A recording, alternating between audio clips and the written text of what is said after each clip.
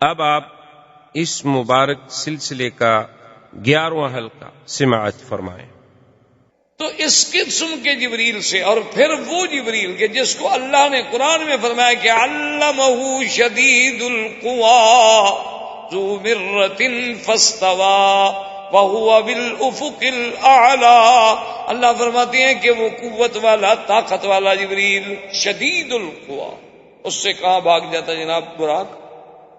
لیکن مسئلہ امت کو سمجھانا تھا، حضور کی امت کو سبق دینا تھا کہ بھئی اسباب پر بھی عمل کرو اور اللہ پر امید، یہ نہیں کہ اسباب چھوڑ کے ہاتھ پاؤں توڑ کے بیٹھ جاؤ بس جی ہم تو اللہ کے خزانے سے کھا رہے ہیں۔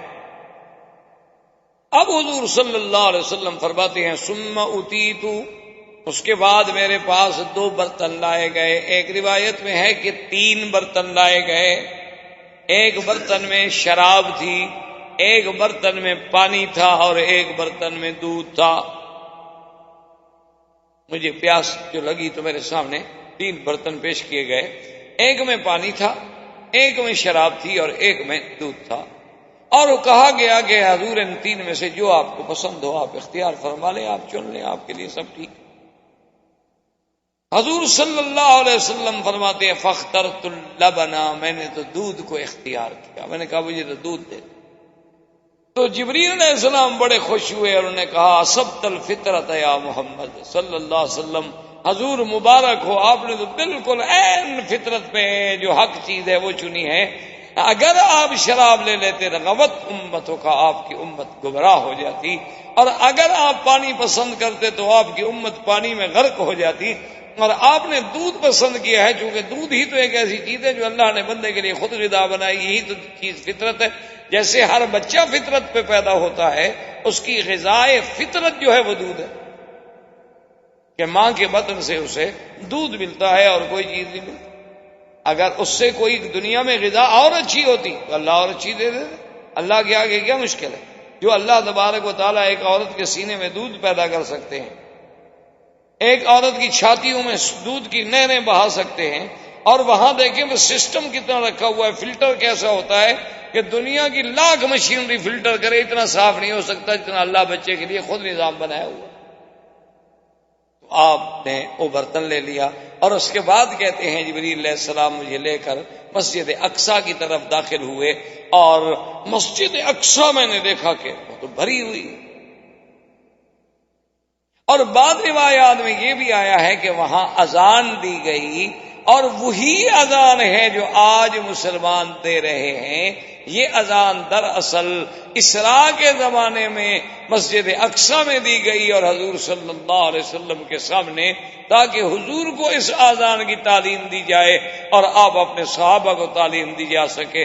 تو نے کہا اللہ اکبر اللہ اکبر، اللہ فرماتے ہیں صدق عبدی صدق عبدی، میرے بندے نے سچ کہا، سب سے بڑا میں اشہد ان لا الہ الا اللہ قال صدق عبدی لا معبود غیری، میرے بندے نے سچ کہا میرے سوا کوئی الہ۔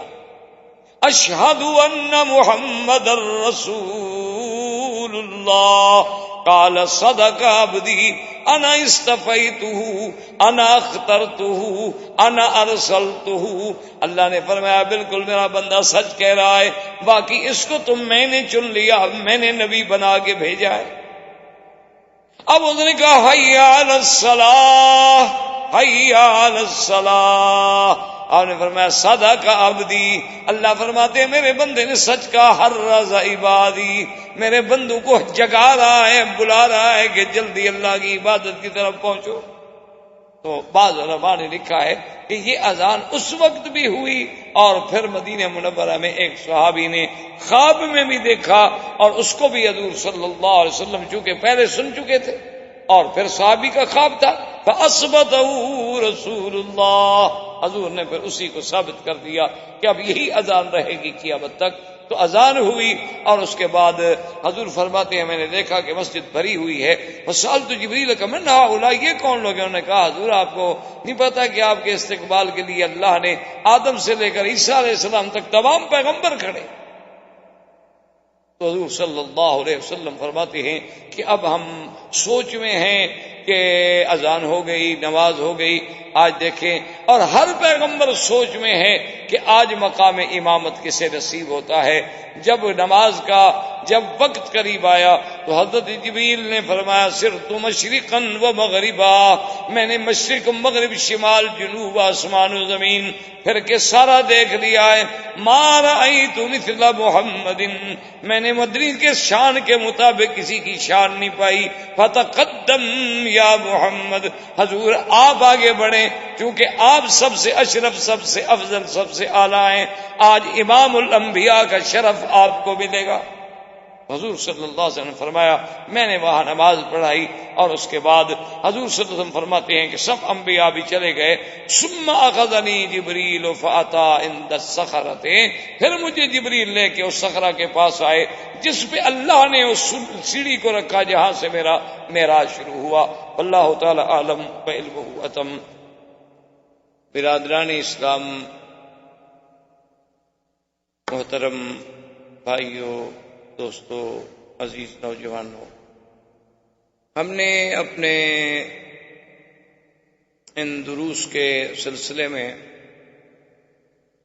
جو سیرت النبی صلی اللہ علیہ وسلم سے متعلق ہیں بات پہنچی تھی حضور صلی اللہ علیہ وسلم کے اسراء اور معراج تک، اور یہ بات الحمدللہ ہم نے پڑھ لی، سمجھ لی کہ حضور صلی اللہ علیہ وسلم کا معراج مبارک جو ہے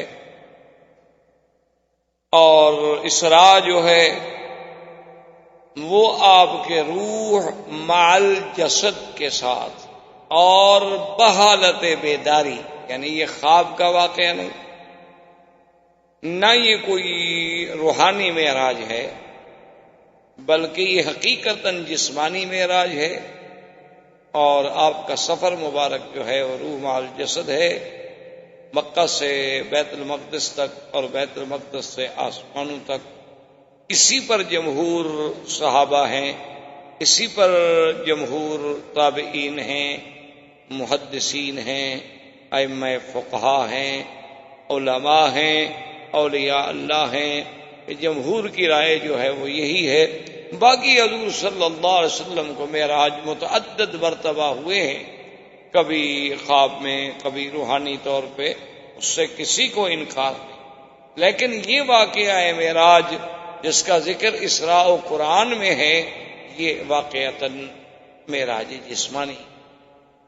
اور دوسری بات یہ ہے کہ یہ بھی بہت اختلافات ہیں، بعض علماء فرماتے ہیں کہ ربیع الاول کے مہینے میں ہوا، اور بعض علماء نے لکھا ہے کہ رمضان المبارک میں ہوا، اور بعض علماء نے لکھا ہے کہ یہ رجب کے مہینے میں ہوا، لیکن راجح قول، مشہور قول یہی ہے کہ رجب کا مہینہ تھا، اور حضور صلی اللہ علیہ وسلم آپ کی ہجرت مبارک سے 1.5 سال قبل جو ہے یہ واقعہ عظیم، جس میں حضور صلی اللہ علیہ وسلم کی عظمت شان، آپ کی رفعت، آپ کی بلندی، اور آپ کی قلب مبارک کے لیے تسلی کہ میرے مدنی صلی اللہ علیہ وسلم آپ کفار و مشرکین کے معارضے سے نہ گھبرائیں، نہ دلگیر ہوں، یہ آسمان میرے ہیں، یہ زمینیں میری ہیں، یہ کائنات میری ہے، میں نے جب آپ کے لیے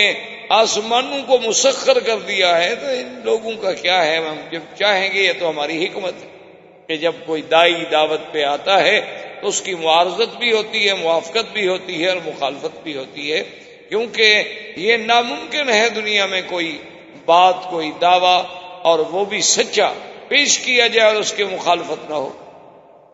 تو بہرحال حضور کا سفر اور حضور کا معراج جسمانی، اور راجح قول مبارک بھی یہی ہے کہ یہ رجب میں اور ہجرت سے قبل۔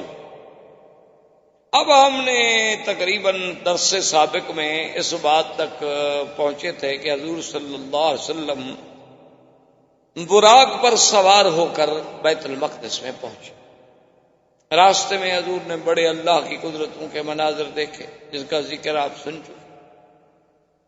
مسجد اقصی میں پہنچنے کے بعد سیدنا جبریل علیہ السلام نے وہ ربا آپ کا جو براق تھی اس کو مسجد کے باہر ایک پتھر کے ساتھ باندھ دیا اور پھر حضور کو لے کر اندر تشریف لے۔ اور یہ بات بھی کتابوں میں موجود ہے کہ جتنے اللہ کے انبیاء ہیں حقیقتاً اس کا عدد اللہ کے سوا کوئی نہیں جانتا۔ عام مشہور بات ہے کہ 1,24,000 ہیں، لیکن اللہ اعلم کہ حضرت آدم علیہ السلام سے لے کر حضرت عیسیٰ علیہ السلام تک تمام انبیاء جو ہیں وہ اس مسجد اقصی میں موجود۔ اب اسی پر علماء کرام نے بڑے اختلاف اور بڑے دلائل جمع کیے ہیں کہ سارے انبیاء، اب آدم علیہ السلام کو تو فوت ہوئے، ہزاروں سال گزر گئے، نوح علیہ السلام کی وفات کو ہزاروں سال گزر گئے، سیدنا ابراہیم علیہ السلام کی وفات کو ہزاروں سال گزر گئے، تو سارے پیغمبر جو تھے وہ کیسے وہاں تشریف لائے اور قبر کی زندگی کے بعد انہیں دوبارہ کیسے بھیجا گیا؟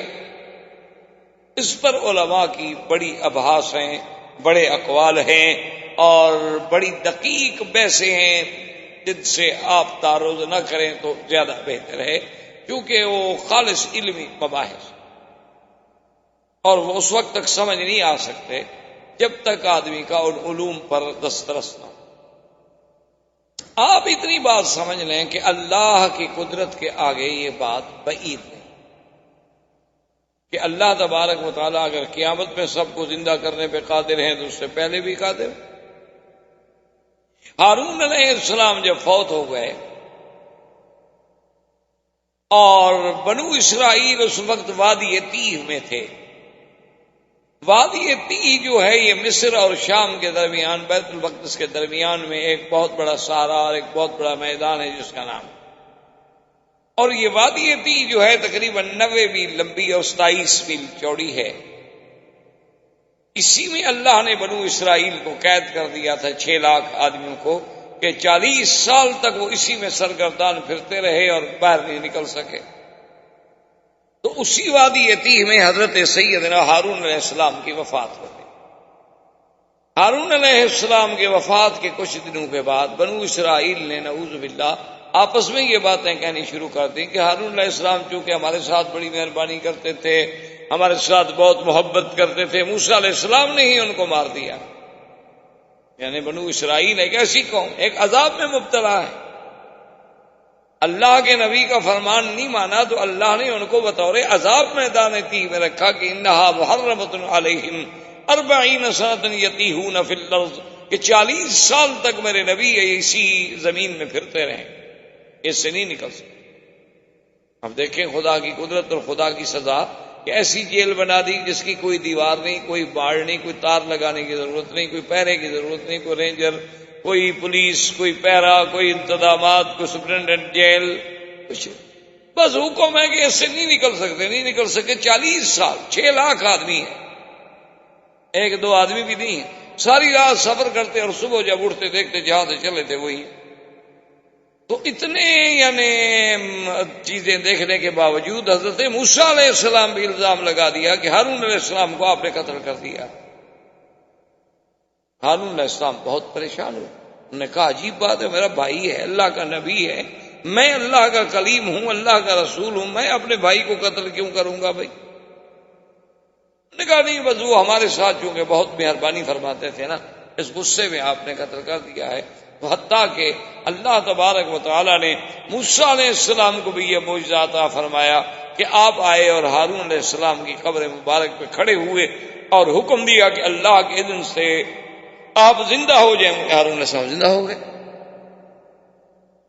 انہوں نے کہا مجھے تو موسیٰ علیہ السلام نے نہیں مارا، میں تو اپنی طبیعی موت فوت ہوا۔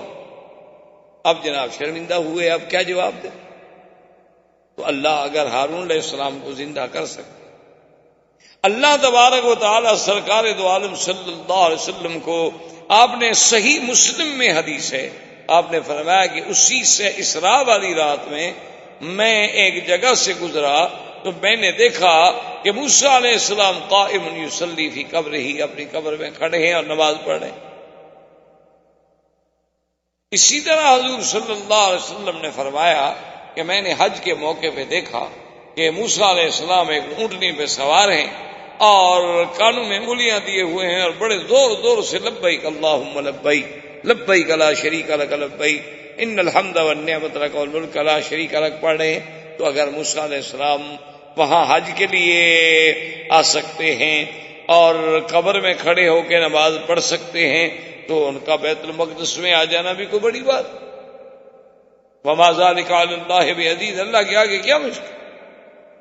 اور بعض علماء نے فرمایا کہ جیسے ایک عالم ارواح تھا جس میں صرف ہماری روحیں تھیں، اور ایک عالم دنیا ہے جس میں ہم بس رہے، اس کے بعد ایک عالم برزخ ہے اور اس کے بعد پھر ایک عالم آخرت ہے۔ انہوں نے کہا اسی طرح ایک عالم مثال ہے۔ عالم مثال کا معنی یہ ہوتا ہے کہ اللہ تبارک و تعالی نے ان کو مثالی وجود عطا فرمائے کہ وہ قبر مبارک سے بھی خروج لازم نہ آئے اور مثالی وجود کے ساتھ مسجد اقصی میں بھی حاضر ہو جائیں۔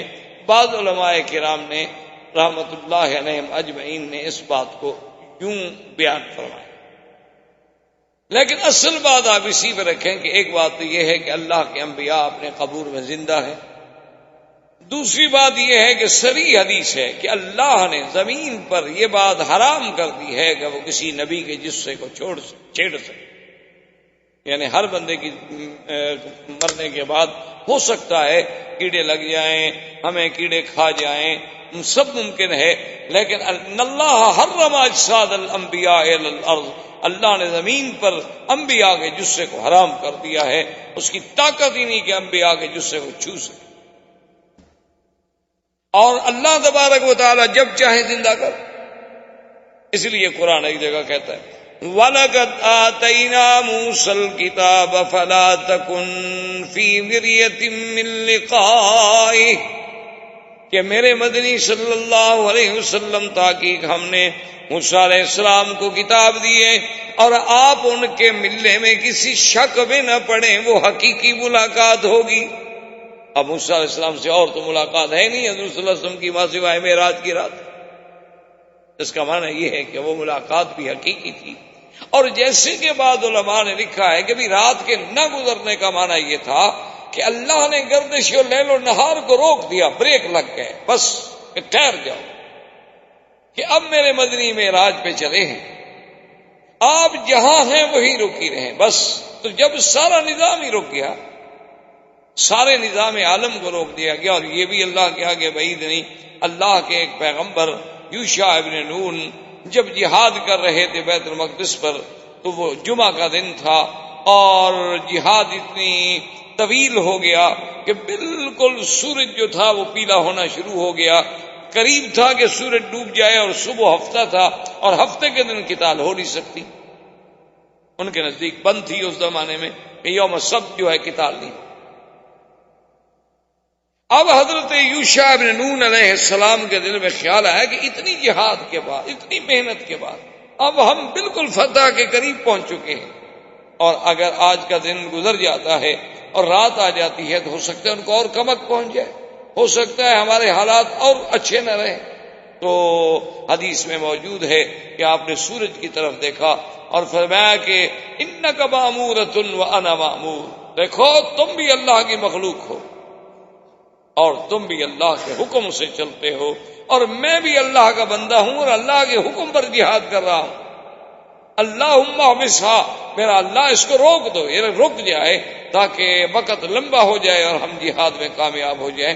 سورج رک گیا، آپ نے جہاد کیا، فتح ہو گئی، پھر بھی سورج کھڑا ہے اور آرام سے آپ نے عصر کی نماز ادا فرمائی۔ تو اگر ایک پیغمبر کے کہنے سے سورج رک سکتا ہے تو سرکار دو عالم صلی اللہ علیہ وسلم کے لیے یہ پورا نظام عالم جو ہے کیوں نہیں روک سکتا؟ اس کے روکنے میں کیا اشکال؟ تو اس لیے علماء نے فرمایا کہ اس عالم کو اللہ نے روک دیا اور انبیاء کو وہاں بھیج دیا، اور اللہ کے آگے کوئی مشکل نہیں۔ اور اسی طرح یہ بھی روایات میں موجود ہے کہ اسی اسراء و معراج کی رات میں اللہ کے ایک فرشتے نے آذان دی، یعنی یہ آذان جو ہے یہ بھی لیلۃ المعراج سے چلی۔ ایک بندے نے، ایک ملک نے آذان دی کہ اللہ اکبر اللہ اکبر، وقال اللہ صدق عبدی صدق عبدی۔ جب اس نے کہا کہ اللہ اکبر اللہ بڑا ہے تو اللہ نے فرمایا ہاں میرا بندہ سچ کہہ رہا ہے، میں ہی بڑا ہوں، مجھ سے بڑا کون؟ جب اس نے کہا اشہد ان لا الہ الا اللہ، اللہ نے فرمایا صدق عبدی، میرے بندے نے سچ کہا ہے، کیونکہ لا معبود بحق سوا، اللہ کے سوا کوئی الہ نہیں۔ اس نے کہا اشہد ان محمد رسول اللہ، قال صدق عبدی انا ارسلتہ وانا استفیتہ وانا ائتمنتہ۔ اللہ نے فرمایا کہ میرے بندے تو نے سچ کہا، محمد مصطفیٰ کو میں نے رسالت دی ہے، میں نے آپ کو نبوت کے لیے چن لیا ہے، میں نے آپ کو اپنے وحی کا امین بنایا ہے، تم ٹھیک کہہ رہے ہو۔ تو یہ آذان جو ہے علماء نے لکھا کہ اصل میں ایک فرشتے نے کہی اور پھر یہ آذان دی گئی محمد الرسول اللہ صلی اللہ علیہ وسلم۔ اور ایک حدیث میں آتا ہے کہ ایک صحابی نے خواب دیکھا تھا، وہ بھی بعید نہیں، کبھی معراج کی رات بھی یہ چیز دکھائی گئی ہو اور ایک صحابی کو خواب میں بھی دکھلا دیا گیا ہوتی ہے، کوئی ایسی بات نہیں ہے کہ دو آدمی خواب نہیں دیکھ سکتے، یا ایک واقعہ یہاں پیش آیا ہے، ایک واقعہ کسی اور جگہ پیش آیا۔ تو اب جناب علماء فرماتے ہیں کہ آذان جب ہوئی تو حضرت آدم علیہ السلام سے لے کر سیدنا عیسیٰ علیہ السلام تک ہر پیغمبر اپنے دل میں متفکر بھی ہے، خیال بھی ہے اور تمنا بھی ہے کہ بھئی آج امامت کسے ملے گی۔ آدم علیہ السلام کے دماغ میں یہ خیال ہے کہ انا ابو البشر، کہ میں ہی تمام انسانیت کا باپ ہوں، مجھ سے زیادہ کون آج بلا مستحق ہو سکتا۔ نوح علیہ السلام کا خیال ہے کہ انا اول رسول ارسل الی اہل الارض، ساری دنیا کے لیے سب سے پہلے میں پیغمبر ہوں جس کو بھیجا گیا، تو میرا زیادہ حق۔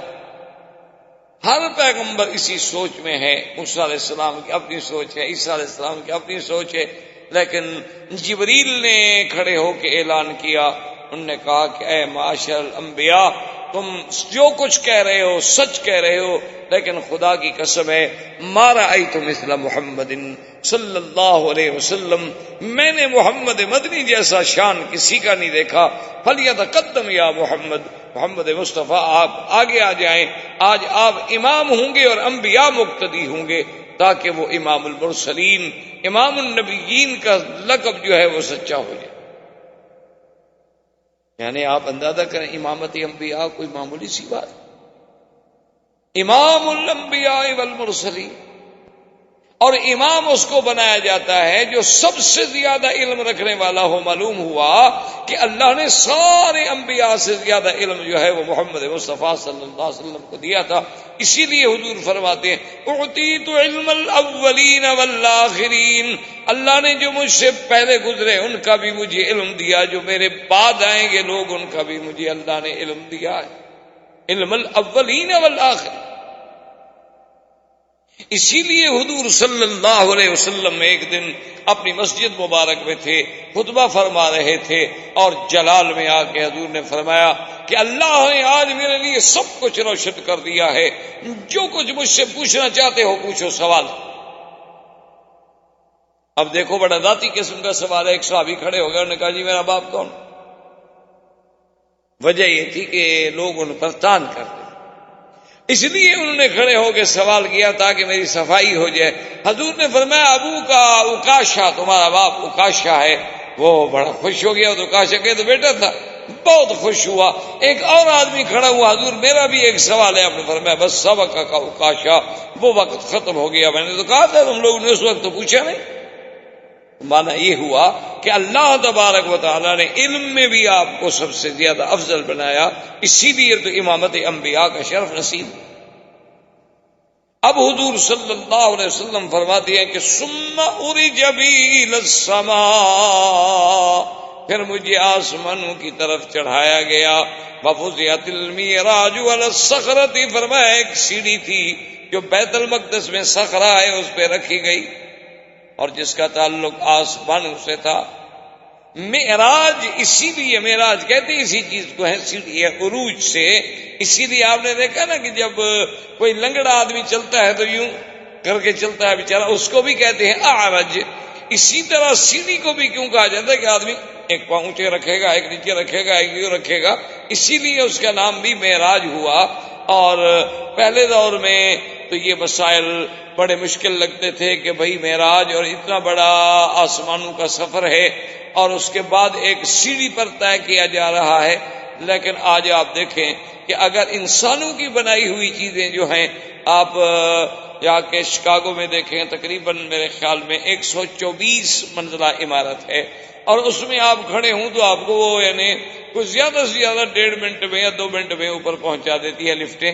تو اگر انسان کی بنائی ہوئی چیزیں ایسی ہو سکتی ہیں کہ اتنی عظیم عمارت کے آدمی اس کی چھت پہ کھڑا ہو جائے تو گاڑیاں نیچے ایسے نظر آتی ہیں جیسے کچھ چیٹے سے کیڑے مکوڑے چل رہے ہیں. اچھا خدا کی شان دیکھو، مجبور ہے بیچارے، کافر بھی مجبور ہے نا. وہ بلڈنگ جو ہے جو سب سے بڑی بے اعتبار بلڈنگوں کی سب سے بڑی ہے، اب شاید ملیشیا میں یا کہیں اور بن رہی ہے جو اس سے بھی شاید سبقت کر جائے، نمبر لے جائے. لیکن وہ بنانے والا کون ہے؟ مسلمان. آرکیٹیکٹ جو ہے مسلمان، اس کا نام اوپر لکھا ہوا ہے فضل الرحمان. یعنی خدا کی شان دے، یہ ہمارے لیے اعزاز ہے. یہ تو افسوس ہے نا کہ ہم لوگوں نے سب کچھ اپنا بھلا دیا. ورنہ میں بحیثیت ایک طالب العلم کے اللہ کے گھر میں، مسجد اللہ کا گھر ہے، پوری ذمہ داری سے آپ کو یہ کہہ رہا ہوں کہ آج یورپ کی جتنی جدید ترقی ہے یہ سب مسلمانوں کی مرہون منت ہے. سب مسلمانوں کا فلسفہ ہے، سب مسلمانوں کی تھیوریز ہیں، سب مسلمانوں کی محنتیں ہیں. لیکن افسوس یہ ہے کہ ہم نے قرآن کو استعمال کیا تعویذ لکھنے کے لیے، جھول جھول کے پلانے کے لیے، کوئی بیمار ہو جائے تو اوپر پھرانے کے لیے، کسی کی شادی ہو جائے تو بیگم اور دولہا دلہا کو قرآن کے نیچے سے گزارو، جس نے ساری زندگی قرآن کو ہاتھ ہی لگایا تاکہ آج پہلی رات سے اللہ کا قرآن ان پہ لعنت کرنی شروع کرے. قرآن کی امان کس بات کی امان؟ تم تازہ قرآن کی مخالفت کر کے قرآن کے نیچے سے گزر رہے. تمہارا میک اپ، تمہارا سنگار، تمہارا لباس، تمہارا تمدن، تمہاری دعوت، تمہاری پارٹی، تمہارے یہ پھول، تمہارے یہ سہرے، تمہارا یہ عیسائیوں والے لباس، تمہاری یہ افراح کے اندر پارٹیاں، دعوتیں، غیروں کے سامنے فلموں کا بننا، یہ اسی لیے قرآن کے نیچے گزار رہے ہو کہ بڑی حرمت والی بی بی ہے اللہ کے قرآن کے نیچے سے گزر رہی ہے بیچاری. کیا تماشا! کیوں اللہ کے قرآن کو مذاق بنا دیا گیا؟ اسی لیے اللہ کا قرآن آیا تھا. بی بی فاطمہ الزہرا کو تو کسی نے قرآن کے نیچے نہیں گزارا. ہماری بیٹیاں ان سے بھی بڑا مرتبہ لے گئیں. حضور صلی اللہ علیہ وسلم کی بیٹی ہوئی رقیہ ہے، ام کلثوم ہے، بی بی زینب ہے، ان کو تو کسی نے قرآن کے نیچے نہیں گزارا. ان کی بیٹیوں سے بھی ہمارا مرتبہ زیادہ ہو گیا ہے. حضور کی اپنی شادیاں ہوئی ہیں جو صاحب قرآن ہے، صاحب شریعت ہے، جس میں اللہ کا وحی اتری. یاد رکھو قرآن سایہ کرتا ہے، سایہ رحمت ہے، لیکن کب؟ جب قرآن پہ عمل کرو گے. ورنہ یہی قرآن تمہارے اوپر گواہ ہوگا کہ حتیٰ کہ قیامت والے دن اللہ کے آگے قرآن پاک میں موجود ہے کہ قرآن فریاد کرے گا کہ یا اللہ یہ وہ قوم ہے، یہ تیرے بندے ہیں کہ جنہوں نے مجھے چھوڑ دیا تھا، کبھی مجھ پر عمل ہی نہیں. ان قوم اتخذوا هذا القرآن مہجورا. تو بہرحال میرے کہنے کا مقصد یہ تھا کہ اگر آپ ٹھنڈے دل سے دیکھیں تو حقیقتاً یہ ہے کہ ایک دعویٰ یا ایک علم دیا ہی اللہ کے قرآن نے ہے. آج پوری دنیا اٹامک انرجی اور فلاں اور فلاں، سب سے پہلے یہ کس نے آئیڈیا دیا تھا؟ کس نے یہ نظریہ دیا تھا کہ ارسل علیہم طیرا ابابیل ترمیہم بحجارۃ، کہ ایک پرندہ آتا ہے، اس کی چونچ میں ایک پتھر ہے اور اوپر سے ڈالتا ہے اور تباہی کر دیتا ہے. ان قوموں نے ریسرچ کی. ساری دنیا آج تک اسی ارسطو، اسی ابن سینا، اسی کے محتاج ساری دنیا آج تک. یعنی آپ دیکھ لیں کہ آج بھی اتنے جدید مشینری کے بعد، یعنی آپ دعوے سے کہہ سکتے ہیں، آپ ہندوستان کو مجھ سے زیادہ جانتے ہیں، آج بھی ہندوستان میں جو عمارتیں موجود ہیں، جن کے آثار سابقہ موجود ہیں، وہ اتنی جدید علوم و مشینری اور اتنی جدید فراوانیوں کے باوجود آج تک کہیں نہیں بن سکے. یعنی آج بھی وہ ضرب المثل ہے. آج بھی آپ دیکھیں اہرام مصر جو ہیں وہ اپنی مثال آپ ہیں. مسلمانوں کو تو اللہ نے باعتبار زمان کے، باعتبار مکان کے، باعتبار وسائل کے، باعتبار علم کے، یعنی ایسی نعمتوں سے نوازا ہے کہ اب ہم خود خدا کو چھوڑ دیں تو پھر اللہ ہم پر قہر نہیں کرے گا تو کیا کریں؟ اگر ہم خود خدا کو چھوڑ دیں اور ہم خود یعنی مسلمان کافر کے سامنے شرمندگی محسوس کریں، کتنی دکھ کی بات کہ ہمارے سامنے ایک کافر آئے تو ہم اپنے آپ میں کمی محسوس کریں کہ یار یہ بہت ایڈوانس قوم ہے، پڑھے لکھے لوگ ہیں، بہت آگے ہیں، ہم ان سے کیا بات کریں گے جو کل تمہارے غلام تھے، جنہوں نے تم سے علم حاصل کیا ہے، جنہوں نے تمہاری کتابیں چرائی ہیں، اور جنہوں نے غصے میں اور جلال میں نہیں، اس لیے تمہاری کتابیں غرناطہ میں جلا دی تھی کہ دریا جو تھے وہ سیاہی کے ساتھ تبدیل ہو گئے تھے کہ مسلمانوں کے ذخیرے کو کرش کر دو، ختم کر دو. آج بھی آپ دیکھ لیں جناب، ہندوستان بہت بڑا ملک ہے، ٹھیک ہے، اس میں کوئی شک ہے. آپ دیکھ لیں ہندوؤں کی اور متعصب ہندوؤں کی حکومت ہے، لیکن آپ کا سب سے بڑا آئٹم پہ کام کرنے والا کون ہے؟ پھر بھی مسلمان. آپ تو کرکٹ نہیں جیت سکتے جب تک مسلمان ساتھ ہوں. ایسی قوم ہے آپ، کرکٹ نہیں جیت سکتے. اور نخرا اور تازہ اور روب یہ ہے، ہاں ظلم کرنا بہادری نہیں ہوتی کہ مسلمانوں کی بستیاں اجاڑ دو، کہیں بم مروا دو، کہیں کچھ کریے، کوئی بہادری نہیں. بہادری تو یہ ہوتی کہ اتنے عرصے کے بعد تم مسلمانوں کا دل جیت لیتے. بہادری تو تب ہوتی کہ محمد ابن قاسم جہاں گیا، جب واپس جانے لگا تو لوگ دھاڑے مار مار کے رو رہے تھے کہ کہاں چھوڑ کے ہم جا رہے ہیں، تم کیا کر رہے ہیں؟ اس نے کہا میں تو اپنے امیر کے حکم کا پابند ہوں، مجھے حکم آ گیا واپس جاؤ، اس میں جا رہا ہوں. جہاں سے مسلمان گزرے ہیں لوگ تاریخیں اٹھا کے دیکھ رہے ہیں، لوگ روتے تھے کہ اتنے اچھے لوگ آئے تھے ہمارے پاس، کہاں واپس جا رہے ہیں، کیوں جا رہے ہیں؟ تو اگر تمہاری ہندو تہذیب میں کوئی قابلیت تھی، کوئی کشش تھی، کوئی چاشنی تھی، تو اتنے عرصے سے تمہیں حکومت کرنے کا موقع ملا. یہ تو نہ ہوتا کہ آج مسلمان صرف مسلمان نہیں، مسلمان ہوں، دلت ہوں، شودر ہوں، ماں سوائے برہمن کے کون ہے جو تم پر خوش ہو؟ تو تم ان کو کیوں نہیں اپنا بنا سکتے؟ لیکن آخر کوئی وجہ تو ہے. تو اس لیے یہ ساری چیزیں جو تھیں کہ آج ہم جب وہ لفٹ دیکھتے ہیں تو مسئلے سمجھ آتے ہیں کہ مولا یہ تو انسانوں کی بنائی ہوئی ہے.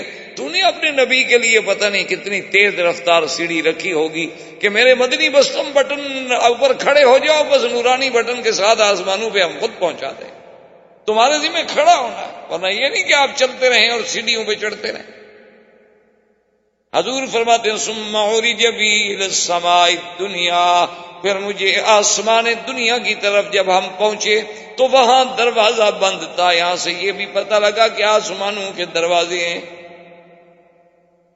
یہ نہیں کہ جدید فلسفی جیسے کہتے ہیں جی آسمان تو ہے ہی نہیں، آسمان کا کہتے ہیں وجود ہی نہیں. یہ کیا ہے؟ وہ کہتے ہیں جو تمہیں نظر آتا ہے یہ نیلگوں فضا ہے، اس کے اثرات ہیں، وہ نظر آتے ہیں، آسمان نہیں. یہ جھوٹے ہیں. جب اللہ قرآن میں کہتا ہے کہ ہم نے آسمان پیدا کیے ہیں، الذی خلق سبع سماوات طباقا، اللہ فرماتے ہیں ہم نے آسمان 7 بنائے ہیں طبق.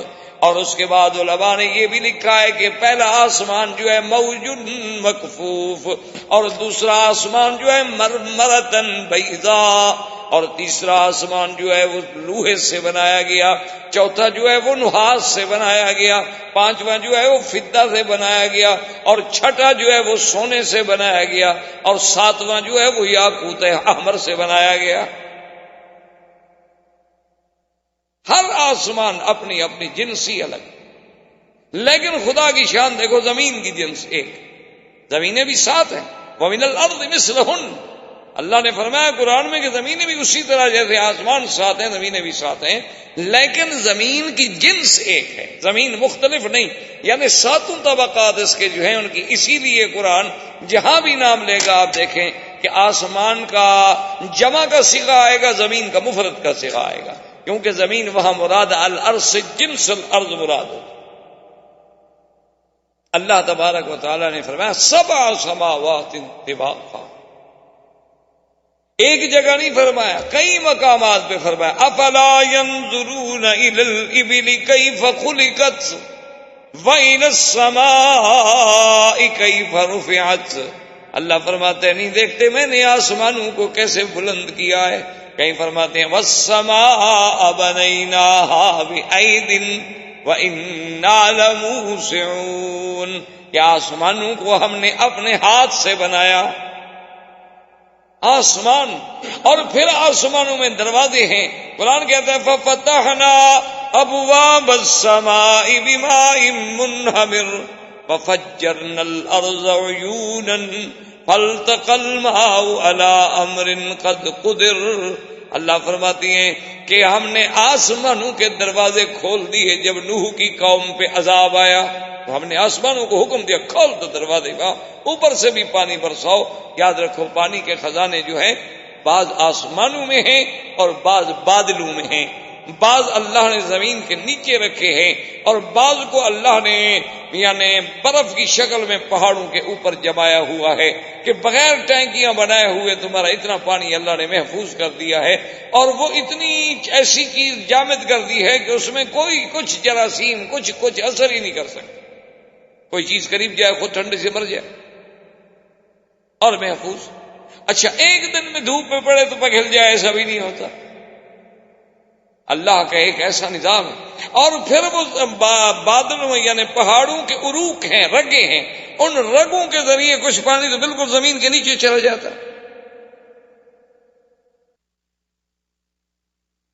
جس کو تم پھر اپنا کنویں کھود کے پانی نکالتے ہو، جس میں تم اپنا. اور کچھ پانی ایسا ہوتا ہے جو زمین کی سطح پہ گرتا ہے، جس کو تم نہروں کے اندر قید کرتے ہو، دریاؤں کے اندر قید کرتے ہو، ڈیم بنا کے پابند کرتے ہو. اور کچھ آسمانوں کے اوپر دریا ہے. اسی لیے روایات مبارک میں آتا ہے کہ عرش جو ہے وہ دریا پر ہے، پانی پر ہے، کیونکہ عرش کے نیچے ایک دریا ہے رحمت. تو اللہ چاہتے ہیں تو کبھی وہاں سے پانی برسا دیتے ہیں اور کبھی چاہتے ہیں تو بادل نیچے سے پانی کے قطرات لے کے اکٹھے ہوتے ہیں اور پھر اس سے پانی برستا ہے. اس لیے قرآن نے دونوں جگہ ذکر کیا. اسی جگہ پر ففتحنا ابواب السماء بماء منہمر، اور کہیں فرماتے ہیں اانتم انزلتموہ من المزن ام نحن المنزلون. کیا ان بادلوں سے تم پانی برساتے ہو؟ کہتے ہیں نا جی وہ زمین کا سکل کشش کا جو درجہ تھا، وہ زمین میں وہ درجہ کس نے پیدا کیا؟ سیدھی بات کرو، کیوں کان کو یوں گھما کے پکڑتے ہو؟ زمین تم نے بنائی ہے، ہوائیں تم نے بنائی ہیں، دریا تم نے بنائی. جب خدا نے بنایا سیدھی بات کرو گے. اللہ باغ بارش دیتے ہیں جب چاہتے ہیں، نہیں چاہتے نہیں دیتے ہیں. تو اللہ تبارک و تعالیٰ کے نبی جب آسمانوں پہ پہنچے تو حضور سرکار دو عالم فرماتے ہیں کہ جبریل علیہ السلام نے وہاں دروازے پر ناک کی تو اندر سے پوچھا گیا کہ من کون ہو؟ کہا جبرائیل، میں جبریل ہوں. من ما کا تمہارے ساتھ کون ہے؟ قال محمد صلی اللہ علیہ وسلم. انہوں نے کہا میرے ساتھ تو محمد مصطفیٰ ہے. قال هل بعث الیہ، کیا آپ کو دعوت بھیج دی گئی معراج کی؟ انہوں نے کہا کہ ہاں. ثم یفتح لا، فرماتے ہیں کہ پھر میرے لیے دروازہ کھولا گیا اور جب میں آسمان کی سیر کر رہا تھا، اب جناب بڑے بڑے اشکال لوگوں نے کتاب لکھے ہیں جی کہ اللہ نبی آسمانوں پہ کیسے چلے گئے، راستے میں قرۂ زمہریر ہے اور راستے میں کئی قرات ہیں، ان کو عبور کرنا بڑا مشکل ہے، وہ کیسے اس سے جا سکتے ہیں؟ اللہ کے بندے کچھ دیکھو. اصل وجہ یہ تھی کہ جیسے لکھا ہے نا شاہ ولی اللہ محدث دہلوی نے، اللہ ان کی قبر پہ رحمت فرمائے، انہوں نے لکھا ہے کہ اللہ نے جتنے انبیاء کو معجزے دیے ہیں نا، حضرت نوح علیہ السلام سے لے کر سرکار دو عالم حضرت محمد رسول اللہ علیہ السلام تک جتنے معجزے ملے ہیں، اللہ قیامت کے آنے سے پہلے پہلے ان معجزات کی مثالیں دنیا میں پیش کر دیں گے، تاکہ قیامت میں کوئی یہ کہہ نہ سکے کہ اللہ میاں یہ بات تو عقل میں نہیں آتی تھی، ہم کیسے مانتے۔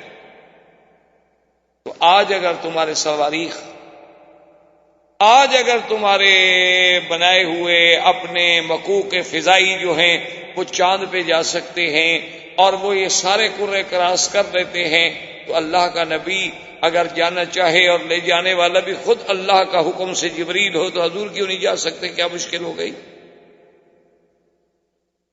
اور پھر اگر جن جو ہیں وہ آسمانوں کے قریب جا سکتے ہیں،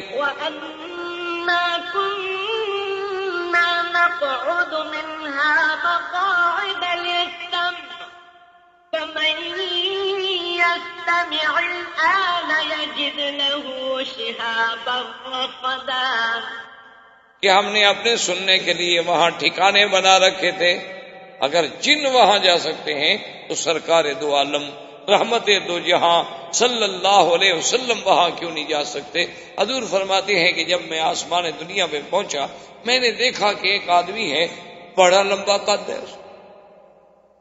کہتی ہے میں حیران ہو گیا کہ ایک آدمی اتنا بڑا قد، اور اس کی ایک کیفیت بھی میں نے دیکھی کہ جب وہ جانب یمین دیکھتا ہے تو خوش ہوتا ہے، مسکرا دیتا ہے، اور جب جانب یسار دیکھتا ہے تو رو دیتا ہے۔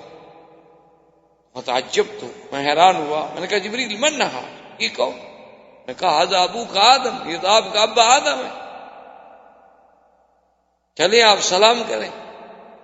تو حضور صلی اللہ علیہ وسلم فرماتے ہیں میں نے سلام کیا تو آپ نے بھی جواب دیا کہ مرحبا بالنبی الصالح والابن الصالح، کیونکہ یہ حدیثوں میں موجود ہے کہ اللہ نے جب آدم کو پیدا کیا تو ان کا قد مبارک جو ہے وہ 60 ہاتھ لمبا تھا۔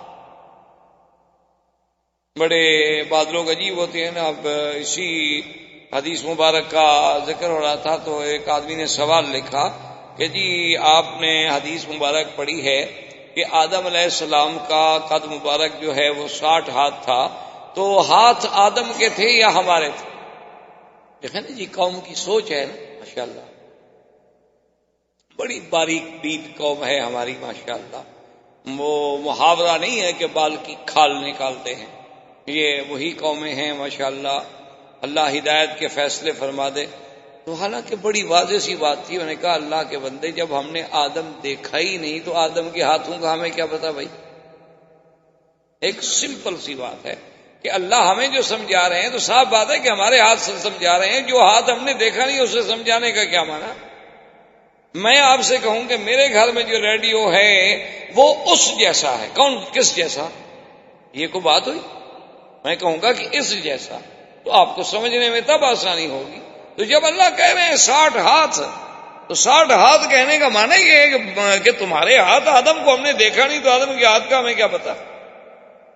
ایک واضح سی بات ہے، لیکن ایک تو اصول ہوتا ہے کہ چلو بھائی کسی نہ کسی شکل میں مولویوں کو چھیڑا کرو، اچھا ہے مفت کا، چلو، اور پھر کوئی جواب نہ آیا تو کہا دیکھو جی ہم کتنے پڑھے لکھے، مولوی صاحب چپ ہو گئے، میں نے سوال پوچھا تھا نا جی، مولوی صاحب جواب نہیں دے سکتے۔ آپ سے جتنے سوال پوچھے جائیں گے آپ دے دیں گے جواب؟ نہیں، اپنے بارے میں کوئی فکر نہیں۔ صرف مشکل مسئلہ جو ہے وہ ہے کہ جو تھوڑا سا اللہ کا نام لیتا ہو، اللہ کے دین پہ چلتا ہو، وہ بیچارہ مشکل میں ہوتا ہے۔ اسی لیے وہ تھا نا کہ رقیبوں نے رپٹ لکھوا دی جا کے تھانے میں کہ اکبر نام لیتا ہے خدا کا اس زمانے میں۔ تو آج کل تو اللہ کا نام لینا اور دین کا کام کرنا بھی بڑا مشکل ہوتا ہے۔ عجیب عجیب سوال ہوتے ہیں کہ آدمی جناب پڑھ کے حیران بھی ہوتا ہے اور پھر جواب بھی دینا پڑتا ہے، کیا کریں، اس قوم سے گزارا تو کرنا۔ تو بہرحال حضور صلی اللہ علیہ وسلم نے فرمایا کہ میں نے پوچھا کہ جبرائیل یہ ادھر دیکھتے ہیں تو خوش ہو جاتے ہیں، ادھر دیکھتے ہیں رونے لگ جاتے ہیں، کیا بات ہے؟ انہوں نے فرمایا کہ محمد بدنی جب ادھر دیکھتے ہیں تو اللہ ان کو ان کے اولاد کے وہ عالم دکھلاتے ہیں ارواح کا، جو مومن ہیں، جو جنت پہ جانے والے ہیں، تو خوش ہو جاتے ہیں کہ ماشاءاللہ میری اولاد میں اتنی جنت پہ جائیں گے۔ اور جب شمال دیکھتے ہیں تو وہ دکھلائے جاتے ہیں جنہیں جہنم میں جانا۔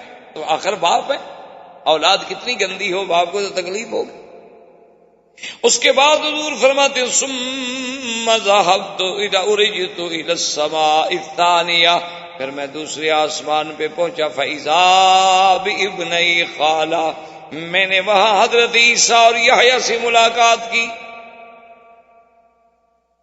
اسی طرح پھر تیسرے آسمان پہ تشریف لے گئے، حضرت ادریس سے ملاقات ہوئی، پھر حضرت ہارون سے ملاقات ہوئی، اور چھٹے آسمان پہ حضرت موسیٰ علیہ السلام سے ملاقات ہوئی، اور ساتویں آسمان پہ جب پہنچے تو حضور فرماتے ہیں کہ میں نے دیکھا کہ ایک گھر ہے اور اس کے ساتھ ایک آدمی ٹیک لگا کے بیٹھے ہیں، اور اتنا فرمایا خوبصورت ہیں، اتنا ان کے چہرے پہ جمال ہے، داڑھی مبارک سینے تک ہے، اور حضور نے فرمایا یوں سمجھ لو کہ بالکل ان کی شکل جو تھی میری شکل سے ملتی تھی۔ تو میں نے پوچھا کہ جبریل من ھذا، یہ کون ہے؟ فرمایا ابو کا ابراہیم، آپ کا ابا ابراہیم ہے۔ تو میں نے کہا جبریل یہ گھر کیا ہے؟ فرمایا بیت المعمور، یہ آسمان والوں کا کعبہ ہے، جیسے اللہ نے زمین میں کعبہ بنایا ہے اسی طرح ساتویں آسمان پر بھی کعبہ ہے۔ اس کعبے کا طواف بندے کرتے ہیں اور اس کعبے کا طواف اللہ کے فرشتے کرتے ہیں، اور کل یوم 70,000 ملک، 70,000 فرشتہ دن میں آتا ہے طواف کرنے کے لیے۔ اور جبریل نے کہا کہ محمد عربی اسی سے اندازہ لگا لو اللہ کے فرشتوں کا کہ جس نے ایک دفعہ طواف کر لیا اس کو قیامت تک پھر نمبر نہیں ملے گا۔ 70,000 طواف روز کرتے ہیں، اور ان کو پھر جو کر گئے بس وہ کر گئے، پھر ان کو قیامت تک موقع نہیں ملے۔ حضور صلی اللہ علیہ وسلم فرماتے ہیں کہ جب میں 7ویں آسمان پہ پہنچا اور اس کے بعد مجھے لے جایا گیا سدرۃ المنتہا، ایک درخت ہے بیری کا، اور اس کو منتہا کیوں کہتے ہیں یاد رکھیں کہ اللہ سے جو احکام آتے ہیں وہ بھی وہی آتے ہیں، پھر وہاں سے فرشتوں کو ملتے ہیں، اور نیچے سے جو ہمارے اعمال جاتے ہیں وہ بھی وہی تک پہنچتے ہیں، منتہا ہو بس انتہا۔ تو حضور فرماتے ہیں کہ جب میں سدرۃ المنتہا پہ گیا تو میں نے وہ درخت دیکھا، فرماتے ہیں وہ کوئی درخت تھا عجیب سا درخت، فَإِذَا أَوْرَاقُهَا كَآذَانِ الْفِيلَةِ، اس کے پتے ایسے تھے جیسے ہاتھی کے بڑے بڑے کان ہوتے ہیں، ہاتھی کے بڑے بڑے کان ہوتے ہیں۔ تو اس طرح بعض علماء نے فرمایا کہ اللہ نے حضور صلی اللہ علیہ وسلم کو بھی ہاتھی دکھلایا، تبھی تو حضور نے تشبیہ دی، اور فرمایا وَإِذَا ثَمَارُهَا، اور اس کو جو پھل لگے ہوئے تھے نا، جو بیر لگے ہوئے تھے، وہ ہماری طرح کے نہیں تھے، فرمایا کلال حجر، جیسے بنو حجر کے مٹکے ہوتے ہیں نا بڑے بڑے، ایسے بڑے بڑے بیر تھے اس کے۔ اور حضور نے فرمایا کہ اس کے ہر پتے پہ اللہ کا فرشتہ تھا، اور اس کے بعد فرماتی ہیں کہ میں ابھی کھڑا دیکھ رہا تھا کہ اس کو ایک نور نے ڈھانپ لیا، جس کو قرآن کہتا ہے یغشی السدرۃ ما یغشی ما کذب الفؤاد ما رأى لقد رأى من آیات ربہ الکبریٰ۔ اللہ تبارک و تعالیٰ فرماتے ہیں کہ جب ڈھانپ لیا ڈھانپنے والی چیز اس رحمت نے سدرہ کے درخت کو، اور اس کے بعد جو کچھ میرے مدنی نے دیکھا بالکل حقیقت ہے، نہ تو آنکھوں کو دھوکہ لگا ہے اور نہ دل میں کوئی غلط خیال آیا، بلکہ اللہ نے آپ کو اپنی بڑی بڑی نشانیاں دکھلائی ہیں۔ اور اس کے بعد حضور فرماتے ہیں کہ ثم غشیا نور، پھر اس کے بعد ایک منظر بدلتا ہے کہ اس پہ ایک ایسا نور چھا جاتا ہے، فرمایا کہ میں بیان کرنے سے قاصر ہوں، میں بیان نہیں کر سکتا کہ وہ کیسا نور تھا، فرمایا لمبا۔ اسی لیے علماء نے لکھا ہے کہ اندازہ کریں کہ حضور صلی اللہ علیہ وسلم جیسا فصیح اللسان افصاح الانسانیہ شخص جو ہے وہ نہ بیان کر سکے تو اور کس کی طاقت ہے کہ وہ بیان کرے گا۔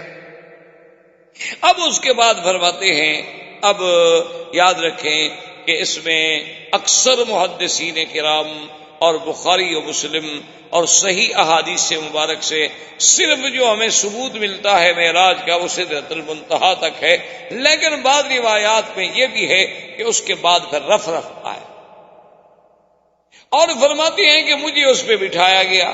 رف رف کی پوزیشن یوں تھی، یوں سمجھنے کہ جیسے ایک قالین بچھا دیا جائے اور قالین پہ کوئی کھڑا ہو. اور جب وہ اس کو اوپر اٹھایا گیا تو میں نے دیکھا کہ جبریل تو کھڑے ہو گئے. جبریل جو تھے وہ کھڑے تھے. تو میں نے کہا جبریل تم کیوں رک گئے؟ تم تو میرے ساتھ آئے ہو، تم تو زمین سے میرے ساتھ ہو. اس نے کہا کہ یا محمد صلی اللہ علیہ وسلم، اب میں اس جگہ سے آگے جو ہے بالکل نہیں جا سکتا. اگر میں ذرا بھی تجاوز کروں تو مجھے جلا دیا جائے گا. میری طاقت نہیں ہے کہ میں اگلے تجلیات کو برداشت کر سکوں. اس لیے کسی نے کیا خوب لکھا ہے، اس نے کہا کہ جہاں جبریل جیسے نوری فرشتے کے مقام کی انتہا ہوئی، وہاں سے پھر میرے مدنی کے مزید معراج کی ابتدا. صلی اللہ علیہ وسلم صلی اللہ علیہ وعلی آلہ واصحابہ وسلم تسلیما کثیرا کثیرا. اسی طرح یعنی بڑا ایک شاہ جی رحمت اللہ علیہ کا ایک لطیفہ یاد آیا کہ کسی دور میں وہ اتفاق ہوا ختم نبوت کے مسئلے پر، تو قادیانیوں سے مقابلہ تھا. تو اس میں ایک بریلوی علماء کی طرف سے ایک بڑے بزرگ ہوتے تھے، ان کے ساتھ بھی لفظ نورانی، ایک تو آج کل ہے ہمارے نورانی صاحب، ایک اس زمانے میں ان کے ساتھ بھی لفظ نورانی لگتا تھا. خیر بہرحال تو وہ جناب اتحاد بنا کہ بھئی قادیانیت کے خلاف ویجیٹیشن اور تحریکیں اور فلاں. اب جناب ہر صورت یہ ہے کہ پھر ان کا زور تھا. اب تحریکوں میں تو پھر مار کھانی پڑتی ہے، جیلیں اور تشدد اور سب کچھ. تو وہ جو نورانی صاحب تھے وہ انہوں نے اس کے بعد بائیکاٹ کر دیا کہ بھی میرا اس اتحاد سے کوئی تعلق. بائیکاٹ ہو. تو شاہ جی رحمت اللہ علیہ بڑے عجیب خطیب تھے اور بڑی اچھی عجیب ان کی مزاح ہوتی تھی. تقریر فرما رہے تھے کہ کسی نے چٹ لکھا کہ حضرت آپ کو نورانی کیوں چھوڑ گئے؟ تو شاہ جی مسکرائے. انہوں نے کہا بھئی ان کی تو پرانی عادت ہے، یہ میرے نانے کو بھی چھوڑ گیا سدرۃ المنتہا. انہوں نے کہا ان کی تو پرانی عادت ہے، یہ راستے میں ہی چھوڑ جاتا. تو اس میں ہمارا تو کوئی قصور ہے نہیں. اس نے کہا وہ نوری تھا نا اس لیے چھوڑ گیا. میں اگر خاکی بندہ مدنی کے ساتھ ہوتا تو جل جاتا، لیکن ساتھ تو نہ چھوڑتا نا. لیکن نوری تھا، جل گیا. تو یہ بھی نوری لوگ ہیں، ہم خاکیوں کے ساتھ چل نہیں سکتے، ہم کیا. تو بہرحال یہ تو ایک لطیفہ تھا. تو اس کے بعد حضور صلی اللہ علیہ وسلم فرماتے ہیں کہ پھر میرا اللہ تبارک و تعالی کا قرب نصیب ہوا. اور اسی پہ ابن عباس فرماتے ہیں کہ حضور نے اللہ کی زیارت کی اور اللہ تبارک و تعالی نے ابراہیم کو خلیل اللہ کا لقب بخشا اور موسیٰ کو کلیم اللہ کا لقب بخشا اور مدنی کو رویت کا شرف بخشا، جو کسی پیغمبر کو نہیں ملا کہ اس نے اپنے رب کی دیدار کی ہو. یہ صرف ملا تو سرکار دو عالم صلی اللہ علیہ وسلم کو ملا. اور اس کے بعد اللہ نے فرمایا کہ میرے مدنی آپ کی امت کے لیے تحفہ ہے کہ فرضت علی امتک 50 صلاتن، کہ 50 نمازیں ہم نے آپ کی امت میں فرض کی. پہلے احکام بڑے سخت ہیں. اچھا اگر جنابت ہو جائے مثلا 7 دفعہ غسل، اگر کپڑا پہ کچھ لگ جائے تو پہلے تو ایک حکم تھا کہ کاٹ دو، پھر حکم ملا کہ 7 دفعہ دھو گے تو تب پاک. اور نمازیں بھی 50 ہوئی. 50 نمازیں فرض ہونے کے بعد جب حضور صلی اللہ علیہ وسلم ایک ہدیہ عظیمہ لے کے آئی، اسی لیے علماء نے لکھا ہے کہ یاد رکھو ساری شریعت جو ہے وہ جبریل لے کے آئے ہیں. ایک نماز ہے جو خود میرا مدنی محمد مصطفیٰ لے. ہر حکم نبی میں جتنا ہے، رمضان کے روزے ہیں، حج ہے، زکوٰۃ ہے، جہاد ہے، نکاح ہے، طلاق ہے، میراث ہے، احکام ہے، سب لانے والا جبریل ہے. ایک نماز ایسی چیز ہے جو لانے والے خود محمد الرسول. اور جیسے ملی کب؟ معراج کی رات میں. اسی لیے حدیث میں آتا ہے کہ نماز جو ہے دراصل یہ بھی مومن کا معراج ہے.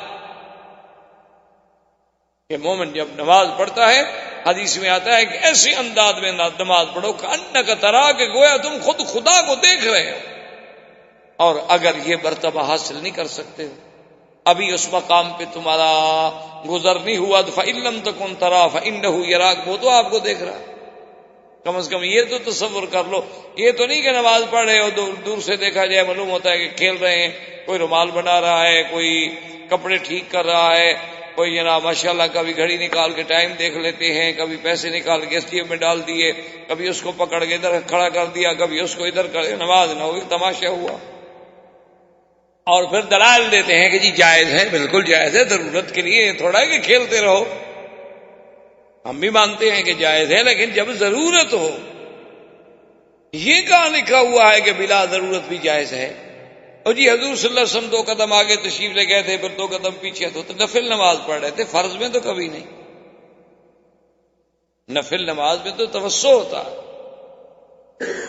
تو بہرحال خیر، حضور صلی اللہ علیہ وسلم جب واپس آئے، حتیٰ کہ پتہ ہے ایک آدمی حضور کے سامنے اس نے صرف یوں کیا نماز میں، یوں تھوڑا سا کھجا، انسان ہے کھجلی ہو جاتی ہے، حضور نے فرمایا لو خشع قلبہ لخشعت جوارحہ، اگر اس کے دل میں خشوع ہوتا تو اس کے ہاتھ میں بھی خشوع ہوتا، کبھی نہ ہلتے۔ اس کا مطلب ہے کہ اس کے دل میں ڈر نہیں، جس کے دل میں ڈر ہو وہ ہلے گا تھوڑا، یا وہ کوئی دوسری بات سوچ سکتا ہے؟ آپ دیکھیں ایک ہائی کورٹ کے جج کے سامنے آپ کھڑے ہوں، دیکھیں کیا حال، ایک مجسٹریٹ کے سامنے کھڑے ہوں، دیکھیں آپ کیا حال، اپنے متعلقہ آفیسر امیڈیٹ باس کے سامنے کھڑے ہوں، دیکھیں آپ کا کیا حال ہے۔ لیکن خدا کی دربار میں جو چاہ مرضی، اور جی سر ننگا بھی نماز ہو جاتی، ہاں جی بالکل ہو جاتی، کون کہتا نہیں ہوتی، بغیر قمیض کے بھی ہو جاتی ہے، جب وہ اتارتے ہو قمیض بھی اتار دیا کرو، کیا فرق پڑتا ہے، نماز تو اس کے بغیر بھی ہو جاتی، بغیر قمیض کے بھی نماز ہو جاتی۔ صرف آدمی کے سرہ سے لے کر گھٹنے تک اگر کپڑا باندھا ہوا ہے اور باقی بدن پہ کپڑا نہ ہو تو نماز تو ہو جاتی ہے۔ تو پھر جب آپ آتے ہیں، آج کل گرمی کا موسم اچھا ہے کہ بات تو بھی لٹکا دیا، نماز پڑھ کے پھر جب واپس گئے تو پہن لی۔ تو تماشا ہوا، کوئی عبادت تو نہ ہوئی نا جی، کہ جو آدمی جو چاہے، جس کی مرضی آئے، جو چاہے، خود فلسفہ، خود حکم، خود قاضی، خود منصف، خود گواہ، خود شاہد، خود بیان کرے۔ اور اللہ کا قرآن کہتا ہے یا بنی آدم خذوا زینتکم عند کل مسجد، کہ جب میرے لیے نماز کے لیے آؤ تو پوری تیاری کر کے آؤ کہ اللہ کے دربار میں جا رہے ہو، اچھی طرح لباس ہو، کپڑے اچھے ہوں، خوشبو لگی ہوئی ہو، وضو کر کے آؤ، اور بالکل خشوع خضوع کے ساتھ، قلب و قالب کے ساتھ اللہ کی طرف متوجہ ہوں۔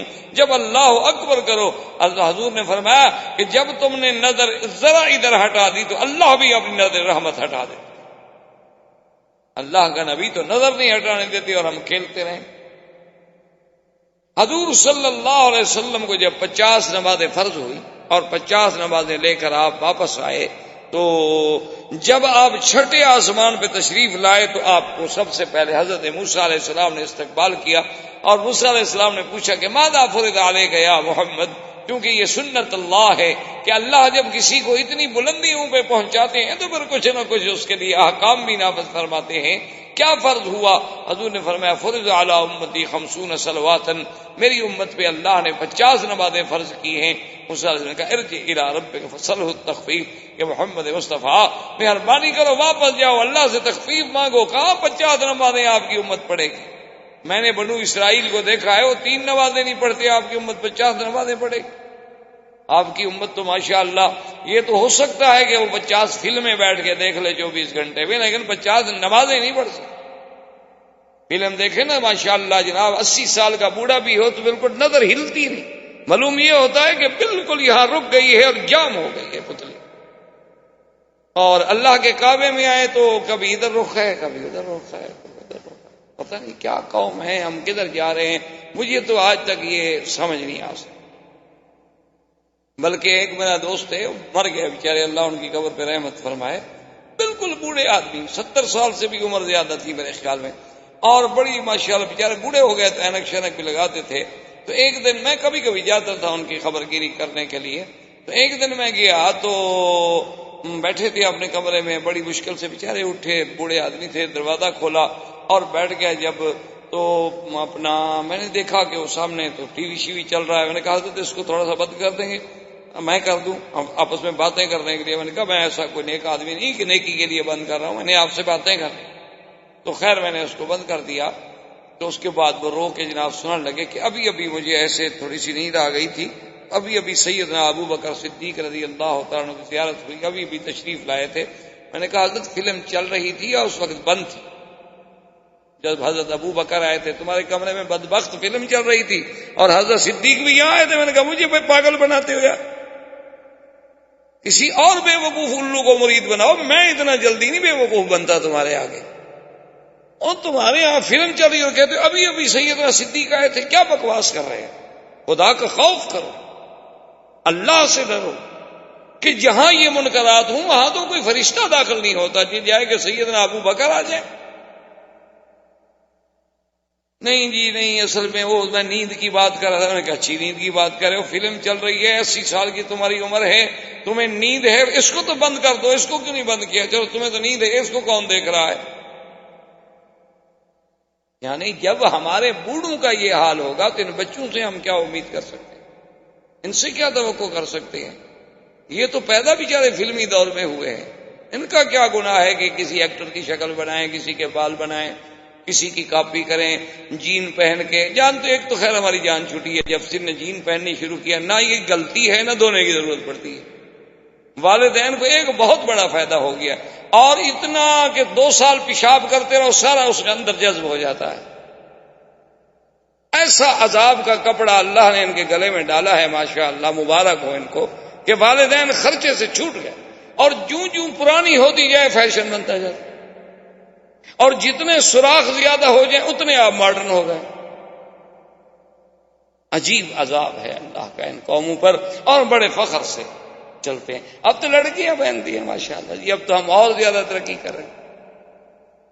انا للہ و انا الیہ راجعون. اس کے علاوہ ہم کچھ نہیں کر سکتے اور ہمارے بس میں. تو حضور صلی اللہ علیہ وسلم سے موسیٰ علیہ السلام نے کہا کہ حضور یہ 50 نمازیں کہاں پڑھیں گے آپ جائیں. حضور واپس گئے. اللہ نے فرمایا اچھا 10 معاف. پھر آئے کہ بھئی اب تو 40 ہو گئی ہیں. انہوں نے کہا نہیں حضور ارجع الی ربک، پھر معافی مانگے. 40 بھی ادا نہیں ہو سکتی. اب علماء نے کتنی عجیب بات لکھی ہے. انہوں نے کہا کہ یہ 5 دفعہ حضور گئے، 5 دفعہ آئے، تو موسیٰ علیہ السلام بھی ایک ہی دفعہ کہہ دیتے یا حضور ہی ایک دفعہ معافی مانگ لیتے اور اللہ بھی ایک ہی دفعہ معاف کر دیتے. تو انہوں نے کہا کہ دراصل اللہ چاہتے تھے کہ میرے مدنی کو ایک معراج نہیں، ایک معراج میں 5 دفعہ پھر معراج ہو جائے. ایک دفعہ تو بیت المقدس سے ہو اور ایک دفعہ پھر سدرۃ المنتہا سے ہو اللہ کی طرف. اور موسیٰ علیہ السلام یہ چاہتے تھے کہ رب ارنی انظر الیک، کہ میں نے تو اللہ کو دیکھنے کی درخواست کی تھی، اللہ نے قبول نہ کی. میں خدا کو تو نہ دیکھ سکا، لیکن جو آنکھیں خدا کو دیکھ رہی ہیں میں ان کو تو دیکھتا رہوں بار بار. کم سے کم یہ آنکھیں خدا کو دیکھ چکی ہیں، چلو میں خدا کو نہ دیکھ سکا تو محمد مدنی کی آنکھوں کی زیارت تو کرتا رہا، ورنہ تو ایک دفعہ میں بھی معافی ہو سکتی. آخر جب 5 نمازیں رہ گئیں اور اللہ نے یہ فیصلہ فرما دیا کہ آپ کی امت پڑھے گی 5 لیکن لکھیں گے ہم 50. لا یبدل القول لدی، کہ میرے مدنی ہمارے ہاں فیصلے نہیں بدلے کرتے. لیکن اب یہ ہے کہ امت آپ کی نماز تو 5 پڑھے گی، من جاء بالحسنۃ فلہ 10 امثالھا، لیکن ثواب جو ہے ہم ان کو 50 کریں. واپس آئے. موسیٰ علیہ السلام نے کہا حضور پھر جاؤ. فرمایا انی استحییت ربی، اب مجھے بار بار درخواست کرنے سے حیا. اب اللہ نے جو فیصلہ فرما دیا ہے مجھے قبول ہے. وآخر دعوانا ان الحمدللہ رب العالمین. برادران اسلام، اس سلسلہ دروس میں ہم نے کافی دنوں سے اپنے دروس کا تعلق جو ہے وہ سیرت نبی پاک صلی اللہ علیہ وسلم سے رکھا ہے، اور الحمدللہ کہ اللہ تبارک و تعالیٰ کی توفیق سے، عنایت سے، فضل و کرم سے حضور صلی اللہ علیہ وسلم کی سیرت مبارک کے کچھ پہلو آپ کے زمانہ ولادت سے لے کر آپ کے اسراء و معراج تک بات پہنچی. اصل بات تو بہرحال یہ واضح ہے کہ اگر ہم ساری دنیا کی زبانیں، ساری دنیا کی کلمیں، ساری دنیا کے عقول و افکار اکٹھے کریں، حضور صلی اللہ علیہ وسلم کی سیرت کا بیان نہیں مکمل ہو سکتا. یہ تو ہماری خوش نصیبی ہوتی ہے کہ ہمیں بھی اس میں کچھ حصہ نصیب ہو جائے. جیسے ایک بڑا تاریخی واقعہ ہے کہ جب سیدنا یوسف علیہ السلام مصر کی منڈی میں نیلام ہو رہے تھے تو ایک بڑھیا عورت جو تھی وہ بھی آ رہی تھی اور تھوڑے سے سود کا چیزیں جو تھیں وہ اس کے پاس تھی. کسی نے پوچھا کہ بیوی تم کہاں جا رہی ہو اس منڈی میں؟ یہ تو غلاموں کی منڈی ہے، یہاں تو غلام فروخت ہوتے ہیں، یہاں تو شاہوں کا کام ہے، بادشاہوں کا، امیروں کا، غنیوں کا. تو اس نے کہا میں نے سنا ہے کہ یوسف علیہ السلام جو ہے وہ نیلام ہو رہے ہیں. تو انہوں نے کہا عجیب بات کر رہی ہو، تمہیں تو عام غلام خریدنے کی طاقت نہیں ہے، اچھی جائے کہ تم یوسف علیہ السلام کی خریدار بنو. تو اس نے کہا بیٹا مجھے پتا ہے کہ میں نہیں خرید سکتی، میرے پاس کہاں دولت، کہاں پیسے، کہاں طاقت، لیکن کم از کم خریداران یوسف میں ہمارا نام تو لکھا جائے. تو اصل بات یہ ہوتی ہے کہ جب آدمی سیرت پاک بیان کرے یا سنے تو ہماری صرف خوش نصیبی اتنی ہوتی ہے کہ چلو ہمارا نام بھی اس صف میں، اس قطار میں شمار ہو گیا. ورنہ سیرت پاک رسول صلی اللہ علیہ وسلم تو اگر ساری دنیا بھی رد اللسان ہو جائے تو سیرت کا ایک باب بھی پورا نہیں ہو سکتا. تو ہم سیرت کے دروس میں اس مقام پہ پہنچے تھے کہ حضور صلی اللہ علیہ وسلم جب بیت المقدس میں تشریف لے آئے اور آپ نے وہاں پر جتنے اللہ کے نبی، اللہ کے رسول، اللہ کے پیغمبر ہیں ان سب کو آپ نے نماز پڑھائی. تو اسی سے ایک بات یہ یاد رکھیں کہ یہ نماز ہے یا روزہ ہے یہ پہلی شرائع میں بھی موجود تھا. یہ حضور صلی اللہ علیہ وسلم کی شریعت میں نہیں ہے، یہ ابتدائی شریعت میں سیدنا نوح علیہ السلام، سیدنا ابراہیم الخلیل علیہ السلام، سیدنا موسیٰ علیہ السلام ہر زمانے میں یہ بات موجود. کیونکہ اگر یہ بات نہ ہوتی تو نماز تو معراج میں ملی ہے، تو پہلے حضور صلی اللہ علیہ وسلم کیسے نماز پڑھاتے؟ تو صاف بات ہے کہ نماز پہلے موجود تھی اور حضور علی ملت ابراہیم علیہ السلام عبادت فرماتے تھے. تو ایک تو لقاء انبیاء اور دوسرا مقام شرف جو ملا وہ تھا امامت انبیاء، کہ حضور صلی اللہ علیہ وسلم کو امام الانبیاء والمرسلین بنایا گیا. اور یہ بات واضح ہے کہ امام اسی کو ہی بنایا جاتا ہے جو افضل ہو. ہاں یہ الگ بات ہے کہ کبھی کبھی مفضول بھی امام بنتا ہے، ورنہ قاعدہ جو ہے اصولی اور اساسی کہ وہ امام بنے گا جو سب سے زیادہ علم والا ہوگا، سب سے زیادہ تقوی والا ہوگا، سب سے زیادہ شان والا ہوگا. تو حضور صلی اللہ علیہ وسلم نے امامت کرائی. اور اسی بیت المقدس میں حضور صلی اللہ علیہ وسلم نے جب پانی کی خواہش کا اظہار فرمایا تو آپ کے سامنے 3 برتن پیش کیے گئے.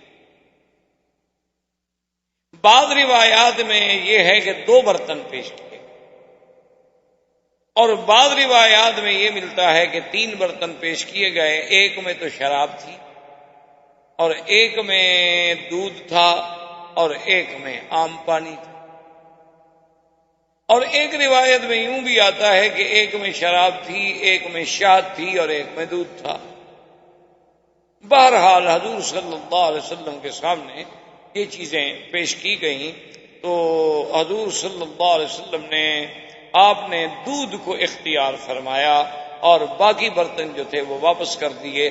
تو جبریل علیہ السلام نے حضور کو مبارک پیش کی کہ یا رسول اللہ صلی اللہ علیہ وسلم آپ کو مبارک ہو کہ اخترت الفطرت، کہ آپ نے وہ چیز چنی ہے جو انسان کی فطرت سے تعلق رکھتی ہے. اگر خدا نہ خواستہ آپ شراب والا برتن لے لیتے تو غوت امتوں کا، آپ کی امت تو پوری کی پوری گمراہ ہو جاتی اور ڈوب جاتی. لیکن آپ نے دودھ کو اختیار فرمایا ہے اور دودھ جو ہے یہ انسان کی فطرت سے تعلق رکھتا ہے.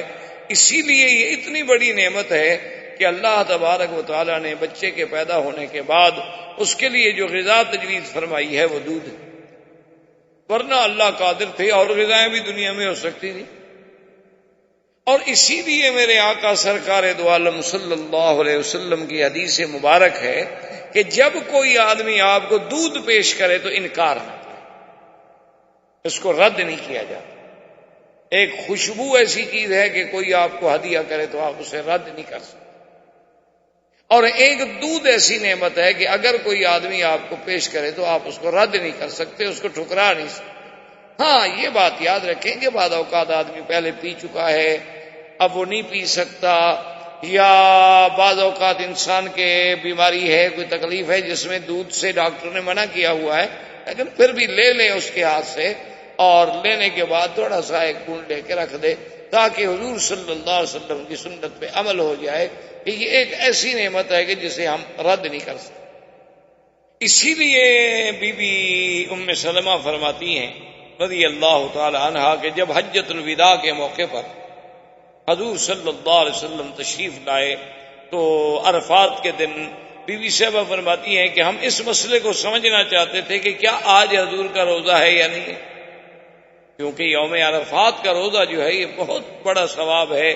صحیح حدیثوں میں موجود ہے کہ جو آدمی یوم الوقوف عرفات والے دن روزہ رکھے تو اس کے 1 سال گزشتہ کے اور 1 سال آنے والے کے گناہ معاف ہو جاتے ہیں۔ تو اب دیکھنا یہ تھا کہ جب اتنی بڑی فضیلت ہے تو کیا حج کے دن حضور صلی اللہ علیہ وسلم نے عرفات پہ روزہ رکھا ہے کہ نہیں رکھا ہے؟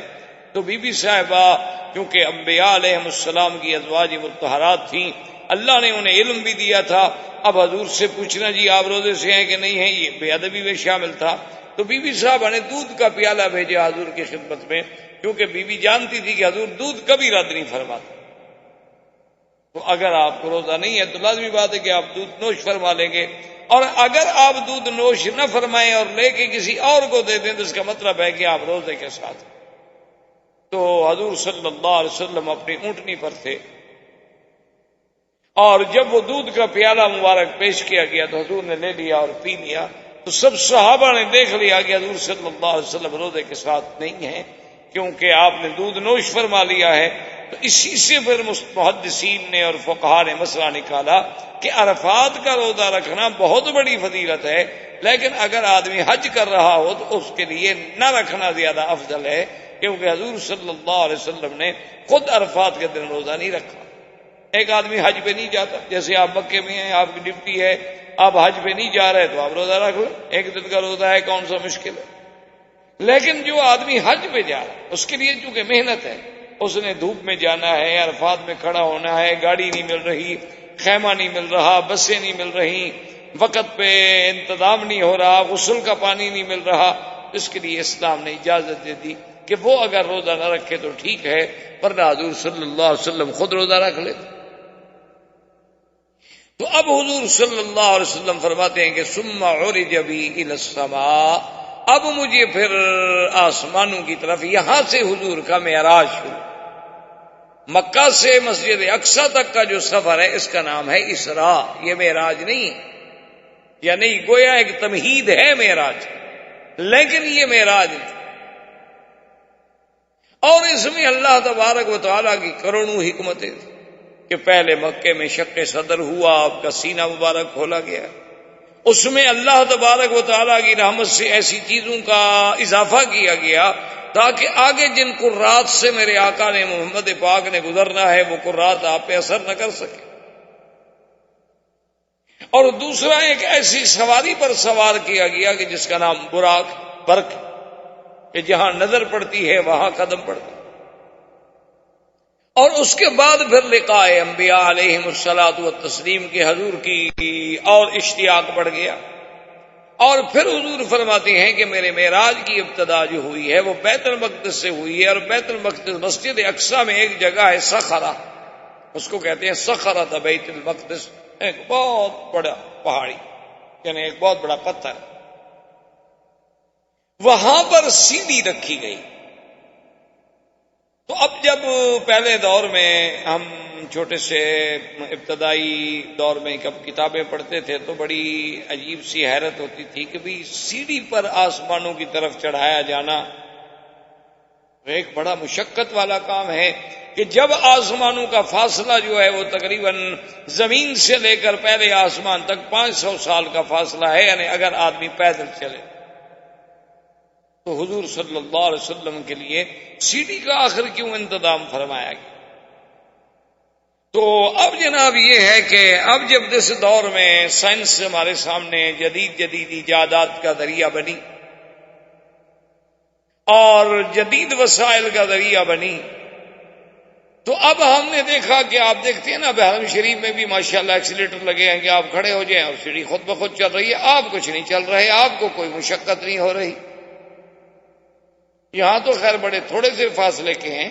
ابھی ہم ہانگ کانگ میں جب ختم نبوت کے دورے پہ پچھلے ہفتے میں وہاں گیا تھا، تو وہاں اسٹینلے کی ایک مسجد ہے جو ہانگ کانگ کی تاریخ کی سب سے پہلی مسجد، جس پہ کم از کم 2 صدیاں بیت چکی، 200 سال بیت چکے ہیں اس مسجد کو، اور آج بھی اللہ کی شان ہے کہ وہ مسجد قائم و دائم ہے اور آباد ہے۔ اور اب تو خیر وہاں کے مسلمانوں نے ماشاءاللہ ایک بہت بڑا اس کے لیے جامع منصوبہ بنایا ہوا ہے، لیکن بس وہ کچھ کورٹ پرابلمز ہیں کہ لوگ اس کی جائیداد پہ مسجد کے ساتھ جو جگہ ہے اس پہ قابض ہیں، ان کا اٹھانا مشکل ہو رہا ہے مسلمانوں کا۔ تو بہرحال میرے کہنے کا مقصد یہ تھا کہ جب اس مسجد کے لیے ہم گئے ماشاءاللہ، تو کئی میل تک ان سیڑھیوں سے ایکسیلیٹر سے جانا پڑتا ہے کہ بھئی وہ اتنی اونچائی پہ ہے کہ بس آپ ایک پہ کھڑے ہو گئے، پھر اس پر آپ نے کچھ سفر طے کیا، پھر آپ تھوڑا سا پیدل چلے، پھر ایک اور ایکسیلیٹر آ گیا، پھر ایک اور آ گیا، تو میلوں تک کا سفر جو ہے وہ سارا اسی ذریعے سے طے ہوتا ہے، اور آدمی کو کوئی تھکن نہیں، کوئی احساس نہیں۔ کہ آپ نے قدم رکھا ہے، آپ کھڑے، آپ کوئی حرکت نہیں کر رہے، آپ تو نہیں چل رہے۔ تو اگر عقول انسانی ایسی آسان چیزیں بنا سکتی ہے، تو جو عقول انسانی کا خالق ہے اس کے لیے ایسی سیڑھی بنانی کیا مشکل تھی کہ وہ سیڑھی پہ حضور کھڑے ہوں اور بس آسمان پہ پہنچ گئی؟ کون سا مشکل ہو جائے گا؟ جس نے انسان کو پیدا کیا، جس نے عقل انسانی کو پیدا کیا۔ اسی لیے ایک حدیث پاک مبارک میں یہ بھی آتا ہے کہ اول ما خلق اللہ القلم ثم خلق الدوات، یعنی خلق النون ثم خلق العقل۔ اللہ نے سب سے پہلے قلم پیدا فرمائی، اس کے بعد دوات پیدا فرمائی، اور اس کے بعد عقل پیدا فرمائی، اور اس کے بعد فرماتے ہیں وقال الجبار، اللہ فرماتے ہیں کہ اعجب الخلق الی العقل، کہ میری مخلوقات جو چیزیں میں نے پیدا کی ہیں نا، سب سے زیادہ پسندیدہ چیز جو ہے میرے پاس وہ عقل ہے۔ اور اس کے بعد اللہ فرماتے ہیں وعزتی وجلالی لأکملنک من احببت ولانکسنک من ابغضت۔ اللہ نے فرمایا کہ اے عقل، میں نے تمہیں پیدا کیا ہے، مجھے اپنی عزت و جلال کی قسم ہے کہ جو مجھے محبوب ہوگا میں اس کو کامل العقل بنا دوں گا، اور جس سے مجھے ناراضگی ہوگی میں اس کا عقل چھین دوں۔ اسی لیے میرے آقا سرکار دو عالم، سرکار دو جہاں، رحمت للعالمین صلی اللہ علیہ وسلم نے فرمایا اکملہم عقلا اطوعہم للہ، کہ سب سے کامل عقل کی نشانی کیا ہے؟ جو سب سے زیادہ اللہ کا فرما بردار ہو، جو سب سے زیادہ اللہ کے فرمان پہ چلنے والا ہے، مانا اس کا عقل سب سے زیادہ۔ اسی لیے یعنی آپ حیران ہوں گے کہ علماء قرآن و سنت کا یہ فیصلہ ہے کہ کافر جو ہے اس کا عقل نہیں ہوتا۔ آپ کے لیے تو خیر یہ نئی بات ہوگی، کیونکہ آپ نے تو سب کچھ علمی کافروں سے پڑھا ہے، آپ کہیں گے ان کا کیسے عقل نہیں ہوتا؟ آپ کی تو ساری کتابیں ان کی لکھی ہوئی۔